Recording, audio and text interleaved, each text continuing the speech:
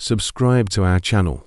The most interesting videos are still ahead. The midnight storm swept across Interstate 70, rattling the windows as if it wanted to break inside. The neon sign above the Midnight Harbor Diner flickered between open and a dying hum, as though struggling for life. Sarah Williams counted just $47 in the till, while holding a warning letter from First Front Range Bank in her hand. 7 more days, that was all the time she had before the bank would take the small diner her late husband, Robert, had dreamed of. Robert had passed away 2 years earlier, but Sarah still fought to keep his vision alive. At 8:17 p.m., a strange sound rose, at first low, then swelling, until the whole building trembled. Sarah pressed her forehead to the cold glass and peered out into the snowstorm. Headlights, first 2, then 4, and soon a whole line. But they weren't cars, these were huge motorcycles, minus one of them, roaring through the snow and pulling into the lot. The beams sliced across the booths in sharp white lines. Sarah's heart skipped. Every story she had ever heard about outlaw clubs flooded her mind. The first rider to approach was a bearded man streaked with grey, walking with a slight limp. His face was worn with exhaustion, his pale eyes steady. He knocked 3 times, not hard, but clear enough to be heard. Sarah could have shut off the lights, locked the door, and pretended the diner was already closed. But another rider outside was shaking violently, struggling to open and close his frozen hands. After a breath, she opened the door. The wind rushed in like it wanted to take the room. "Mum," the man said. "Name's Jake Morrison, Thunder Ridge chapter. We've been on the road 12 hours. 170's closed both ways. We're not here for trouble. We just need heat and coffee. Well pay." Sarah glanced at the bikers behind him. Leather jackets with patches, hard eyes, scars, the marks of heavy lives. Yet their posture was respectful. They kept their hands visible, waiting for Jake's lead. "How many of you?" she asked. 15, Jake answered.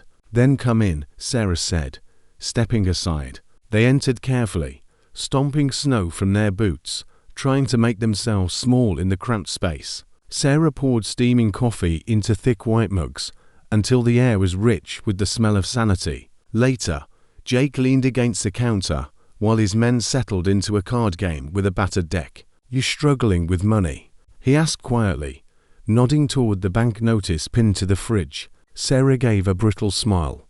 $47 says I'm a terrible liar. 3 months behind. 1 more week and the bank takes it. Jake cradled his mug. "How long have you had this place?" 15 years. "Robert and I opened it. He drove long haul. I dispatched," he said. "Well, be the light for the road." Then cancer took him, and he've kept the switch on alone ever since. Jake scanned the booths, like he was counting unseen stories. "A lot of lives must have passed through here. You've probably saved more people than you realize." "I served pie," Sarah said softly. Belief was costly, and she was running short. The storm battered the windows. The CB radio on the shelf hissed faintly, then went silent again. Jake stood abruptly, catching a thin signal on his phone. "Don't lock the door," he told her. "This story isn't over."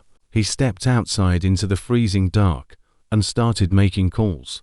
When he returned an hour later, snow on his shoulders, something fierce had sharpened in him. He said nothing, but soon headlights multiplied outside. A semi with Wyoming plates, a pickup from Utah, more bikes, more cars, the diner filled with faces Sarah hadn't seen in years, some she barely remembered. A huge red-bearded man swept her into a crushing hug. "Sarah Williams, Tani Patterson, Western Mountain Freight. 12 years ago, dragged my stubborn hide to the when the ambulance couldn't make it. Been waiting a decade to pay my debt." And then the room erupted with voices. A rider from Oakland, who'd nearly frozen in her lot, saved because she had called the right dispatcher. A father from Denver, who found the fast road to his sick daughter because Sarah traced his finger on a map and sent him off with half a sandwich. Even Danny, the young biker who had nearly collapsed from exhaustion, raised his head and said, "I sat in this diner 3 winters ago with $5 and no plan but to disappear. You fed me anyway. You told me it's okay not to know where you're going. That's the first time in months I believe there might be a place for me. I found it with them. Jake climbed onto the step by the pie case and held up a thick envelope. $68,000, he announced. Cash collected from Thunder Ridge and every chapter that could get wheels under them tonight. More is coming. There are strings attached. He grinned. Good ones. What strings? Sarah asked, her voice unsteady. That you keep the lights on, said a woman wearing a Salt Lake patch, the first female biker Sarah had ever seen. You've been the angel of this mountain for as long as anyone can remember.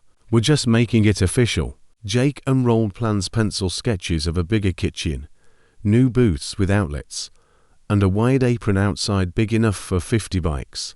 Above the drawing, Midnight Harbor Biker Port. The Phoenix president, a gray-haired Navy vet, tapped the corner.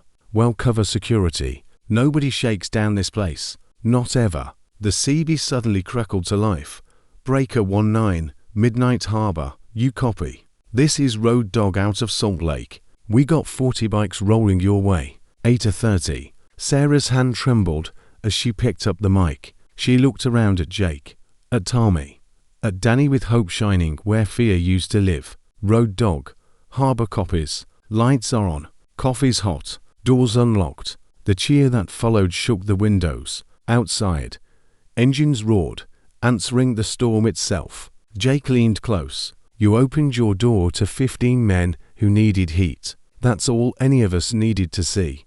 By sunrise, the lot gleamed with chrome and steel. The storm pushed east into Kansas. Men and women in leather and Carhartt moved like builders, running cables, fixing the roof, scrubbing the kitchen. Sarah poured and poured coffee, laughed when she didn't mean to, cried when she didn't expect it, and let strangers hug her without apology. She kept hearing Robert's voice in the back of her mind. You said yes, baby. That's all it ever took. 6 months later, travel magazines wrote about the strangest safe harbor in the Rockies. Sarah pinned the article under the magnet where the bank notice once had been. But she didn't need print to tell her what she already knew.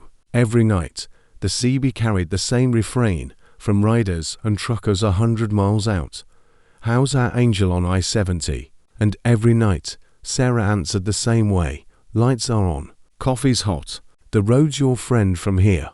The neon above the diner never flickered again. It burned steady, through storm and silence alike. Sarah knew she was keeping Robert's promise alive. Keep the light burning. The road will do the rest.